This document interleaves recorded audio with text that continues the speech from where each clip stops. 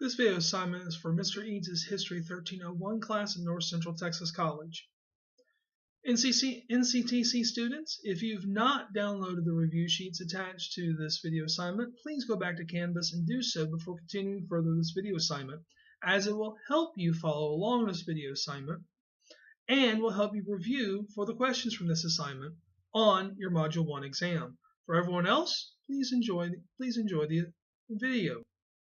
This video is on challenging the Spanish Empire in Module 1, History 1301. Now, the news of the Spanish exploration spread throughout Europe with the help of a new invention, the printing press. At the time, it's the internet.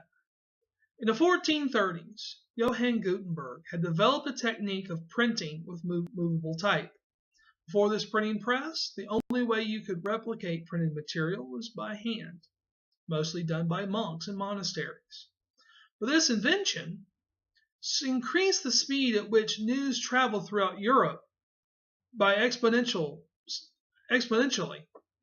at least among the educated minority, those folks who knew how to read.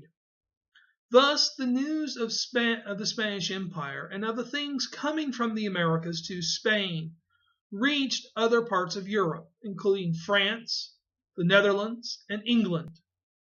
And by the 17th century, these three groups, the French, the Dutch, and the English, had established colonies in North America. New France and New Netherlands, which are the subject of this video assignment, were primarily commercial ventures that never attracted large numbers of colonists. The French settlements and the Dutch settlements were more dependent on Native Americans as trading partners and military allies. Thus, these settlements allowed colonists and Native Americans more freedom than the English. The English established agricultural settlements with growing populations that grew in conflict with the local Native Americans. The English will be covered in class. We'll begin with New France, because they are the first of Spain's European rivals to embark on the New World and to explore it. Now, the French had two goals in North America. First, they wanted to find gold. And then second, they wanted to find and take control of what they called the Northwest Passage, which they thought was a sea route directly to the Pacific Ocean and to Asia beyond, thus finding a fast and easy way to get to Asia. In 1524, French King Francis I, sent an Italian explorer, Giovanni da Verrazzano, in search of a passage to Asia, in search of this Northwest Passage. Verrazzano's first voyage ranged along the east coast of North America, from North Carolina to Maine. He went to the West Indies on his second voyage, where he was killed by the Caribs. But I do want to mention, Verrazzano did leave disease behind. Early French explorers found North America simply to be a barrier to be crossed, rather than a promising site for settlement or for exploitation. They didn't find gold. They didn't find riches. They found hard living and hard work. Thus, for most of the 16th century, only explorers, fishermen, and pirates visited the North American coast from France. The fur traders that most of us associate with French America, they come later. Early French efforts to establish settlements in what is now Newfoundland and Nova Scotia failed.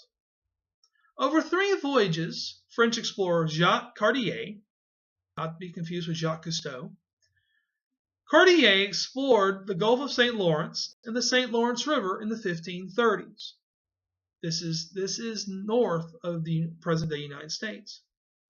But then the 30 Years' War happened, and the French government lost interest in colonizing Canada as it plunged into the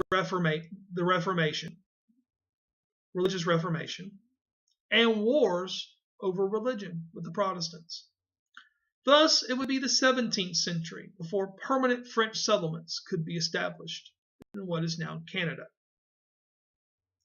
In 1608, Samuel de Champlain founded the city of Quebec for a French fur trading company. It is on the St. Lawrence River.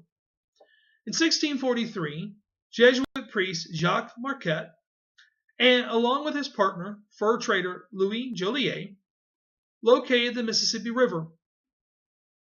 New France, the French Empire, would eventually form a giant arc around three rivers: the St. Lawrence, the Mississippi, and the Ohio.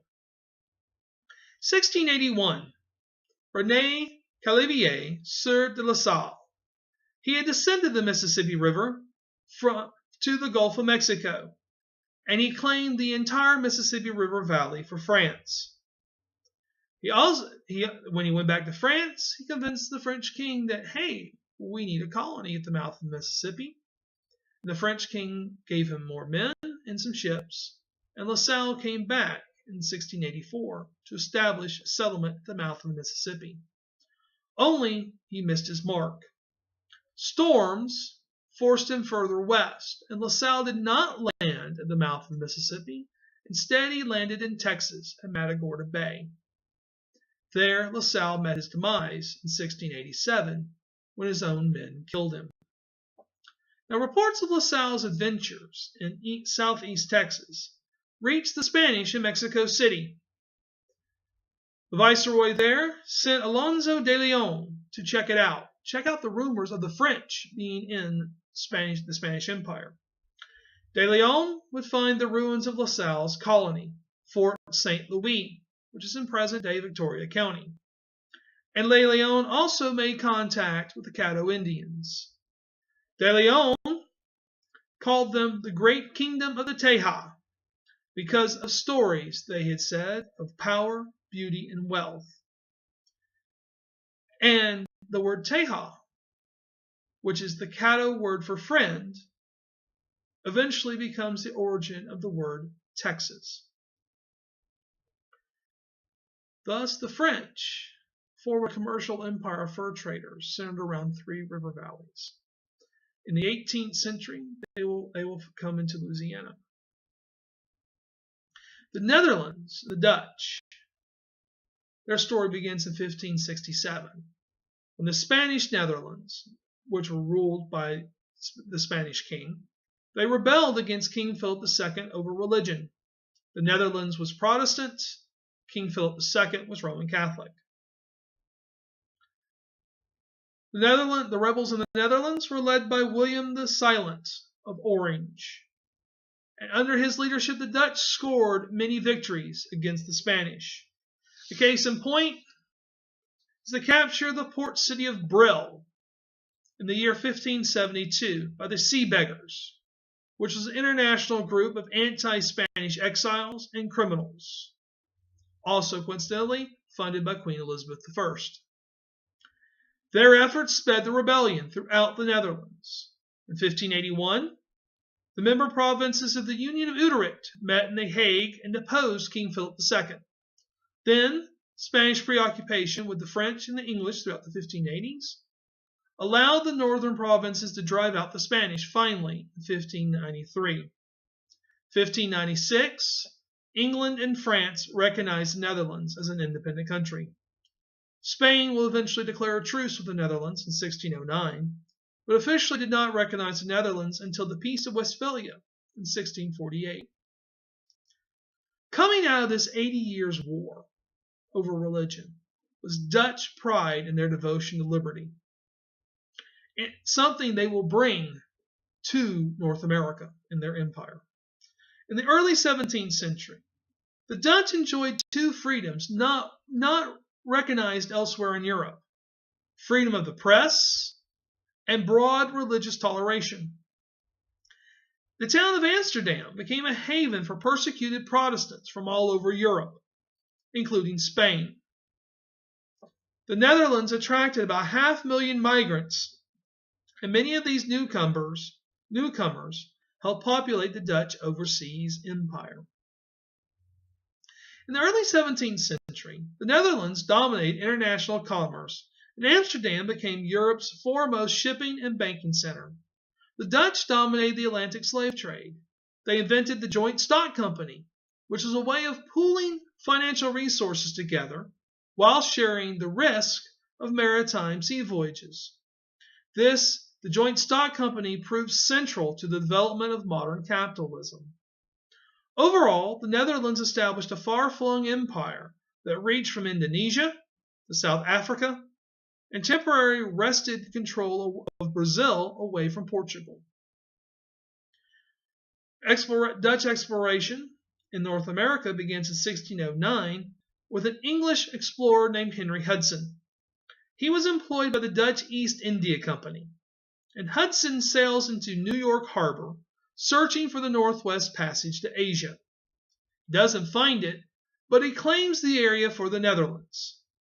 By 1614, Dutch traders had established an outpost at Fort Orange, which is near present-day Albany. 12 years later, the Dutch West India Company, which had been awarded a monopoly of Dutch trade with North America, sold colonists on Manhattan Island. And yes, it's true. They bought the island for $24, essentially in beads and other trinkets. A group of Dutch merchants established an outpost near present-day Wilmington, Delaware in 1638. However, these merchants weren't a part of the Dutch West India Company. Thus, they claimed to be operating underneath the Swedish flag, and they called their settlement at Wilmington New Sweden. When New Netherlands seized the colony in 1655, there were only 300 settlers. By the mid-1660s, the European population of the New Netherlands numbered only 9,000 people. Like the French, the Dutch came to America to trade, not to conquer. They treated the Indians much more humanely than, as many Dutch saw the Indians as fellow victims of Spanish oppression. Dutch authorities recognized Indian sovereignty over the land and forbade settlements in any area until it had been purchased. Although the French and the Dutch empires were based on economic relationships rather than conquering peoples, their empires were still based on the 3 G's: God, gold, and glory.